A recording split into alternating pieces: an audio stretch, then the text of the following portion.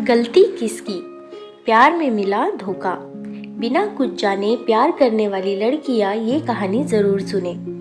Anita college छोड़ चुकी थी और एक दिन वो किसी मॉल में कुछ सामान खरीदने के लिए गई।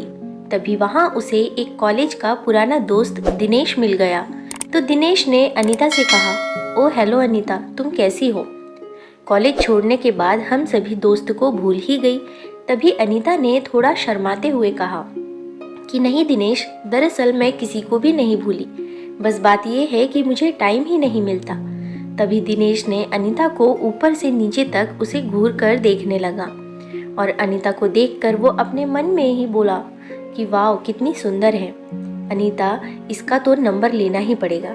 वैसे अनीता शुरू से ही बहुत ही भोली लड़की थी और ये बात दिनेश जानता था।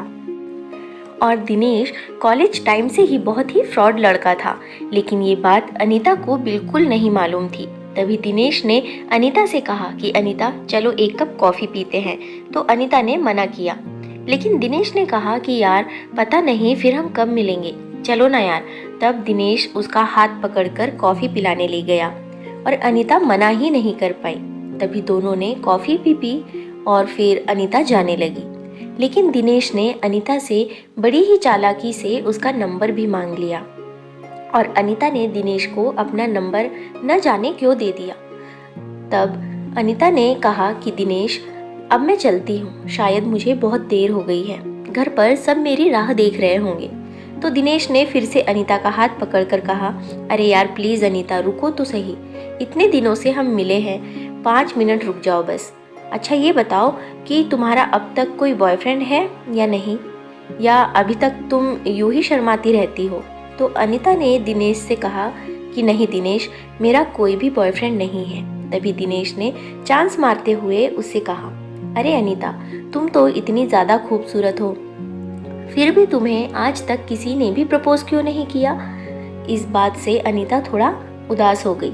इतने में ही दिनेश ने अनीता के कंधे पर हाथ रखते हुए कहा कि तुम चिंता मत करो अनीता, अब जल्दी ही तुम्हारी ज़िंदगी में एक बॉयफ्रेंड आने वाला है और वो तुमसे बहुत ही ज़्यादा प्यार करेगा। और दिनेश ने अनीता के हाथ पर हाथ रख दिया और जैसे अनीता के अंदर कोई करंट सा ही लगा हो, लेकिन शायद वो दिनेश की आंखों में उसका फ्रॉडपना बिल्कुल भी नहीं देख पाई और वो दिनेश का हाथ अपने हाथ पर से भी नहीं हटा पाई।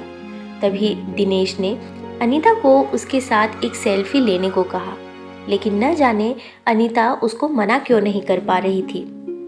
शायद दिनेश उसके भोलेपन का फ़ायदा उठा रहा था। अब तो दिनेश न जाने उससे व्हाट्सएप पर क्या क्या भेजा करता था। कभी उसे गुलाब का फूल भेजा जा रहा था तो कभी उसे हार्ट या किसिंग वाले मैसेज भी भेज रहा था और अनीता को कहीं ना कहीं डर लग रहा था। लेकिन दिनेश ने उसको कहा कि अरे यार तुम तो कुछ भी नहीं, मेरे दोस्त की गर्लफ्रेंड तो रोज़ ही उसे एक किस देने एक बगीचे में आ जाती है और वो तो अपने घर वालों को तो कुछ भी नहीं समझती। इस बात से अनीता का हौसला बहुत ही ज़्यादा बढ़ गया। एक दिन अनीता के घर पर कोई भी नहीं था। इस बात का दिनेश को पता लग गया तो वो अचानक ही उसके घर पर आ गया।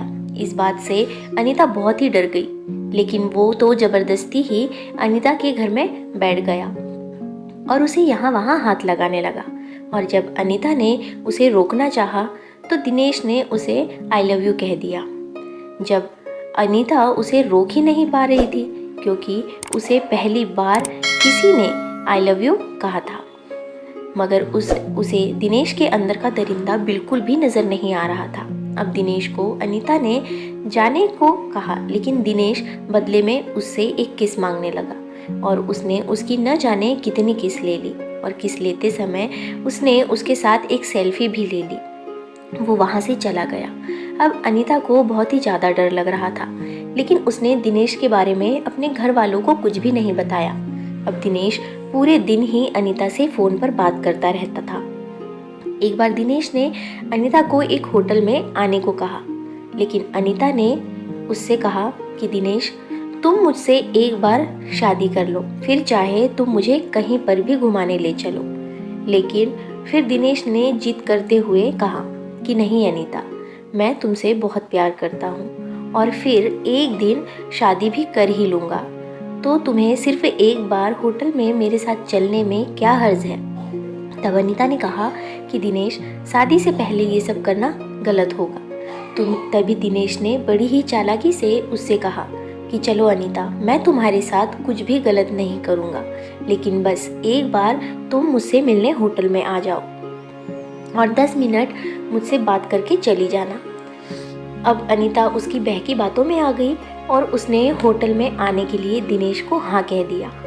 और तो और उसने अपने घर वालों को भी कुछ भी नहीं बताया और वो दिनेश के पास होटल में पहुंच गई। और जैसे ही अनीता वहां गई तो दिनेश ने उसे एक कोल्ड ड्रिंक में नशे की दवा मिलाकर पिला दी और अब धीरे धीरे उसे नशा होने लगा। तभी अचानक अनीता के सामने दिनेश का एक दोस्त भी आ गया और वो दोनों ही अनीता को देखकर मुस्कुरा रहे थे। अब अनीता सब समझ चुकी थी कि दिनेश ने उसके साथ धोखा किया है और फिर दिनेश और उसके एक दोस्त ने मिलकर अनीता के साथ वो गंदा काम किया जिसके बारे में मैं आपको आगे की कहानी नहीं बता सकती दोस्तों, क्योंकि ये किसी की बेटी या बहन की इज्जत का सवाल है।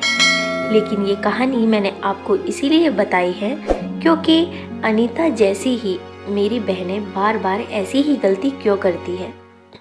मैं उन्हें सच्चा प्यार करने से नहीं रोक रही, मैं तो बस उनको उन दरिंदों के जाल में फंसने से रोकना चाहती हूँ जिन्होंने न जाने कितनी ही बार अनीता जैसी लड़कियों को अपना शिकार बनाकर उनका जीवन बिल्कुल ही बर्बाद कर दिया है।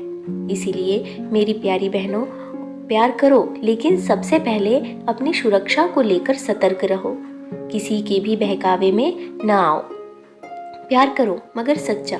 और हाँ, अगर कोई लड़का आपको शादी से पहले होटल में या किसी अनजान जगह मिलने को कहे तो समझ जाना कि आपकी इज्जत और आपका जीवन बहुत ही ज़्यादा खतरे में हो सकता है।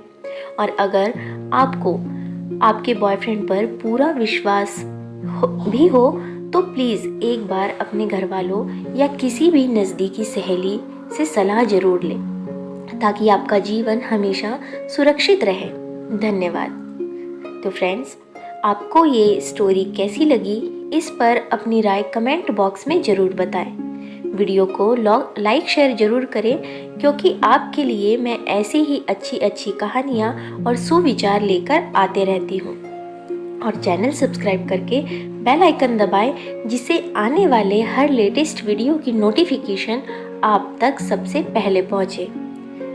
और ऐसे ही अच्छे अच्छे सुविचार पाने के लिए बेल को ऑल पर प्रेस जरूर करें। धन्यवाद।